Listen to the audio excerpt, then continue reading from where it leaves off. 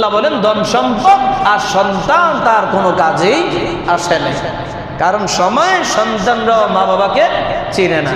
করোনার সময় আল্লাহ তাআলা প্রমাণ করে দিয়েছেন যে হাসর ময়দানে মা বাবা ছেলে সন্তান একজন আরেকজনকে যে পরিচয় দিবে না, ইয়া নাফসি নিজে চিন্তা করবে।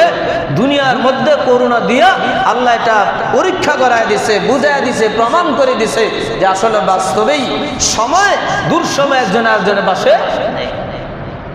বহু ঘটনা আপনারা নিজেরা শুনেছেন। স্বামী অসুস্থ, বিবি সন্তানরা মিলি স্বামীকে জঙ্গলে থুয়ে আসছে। 10 বছর 12 বছর একটা ছেলে করোনা হয়েছে, এই মা বাবা মিলে এই ছেলেকে রেখে আসছে বাঁশের মুড়ায়।